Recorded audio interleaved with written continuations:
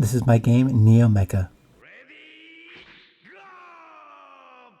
It is a turn-based tactics game trying to invoke the spirit of G-Gundam.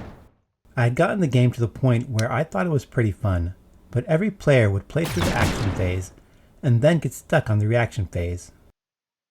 Players just didn't know what to do, so they didn't do anything. I originally planned for enemies to be like enemies in Mario or other action games. You observe them and learn their patterns. In action games, this works because you can move around and observe the enemy's pattern and figure out a strategy. In a turn-based game, that doesn't work because you have to act to observe a piece of the pattern, but you don't know what to do because you haven't observed the pattern yet. To try and give the player more information, I added a ghost system that will show you how a choice will play out when you hover over a tile. The ghost system works well, and it's a good addition, but it highlighted a bigger problem.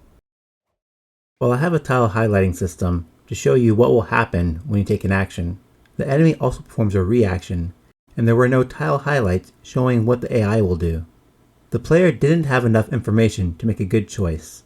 I overhauled the tile highlights so that it shows both the effects of the player action and the enemy reaction. If both the player and the enemy affect the same tile, the highlights will layer on top of each other.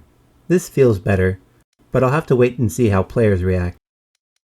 All these new features were great, but they only worked for the action phase.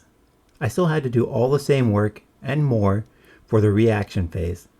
But at this point, the action phase was pretty fun all by itself, and doing all this work for the reaction phase was going to be even harder.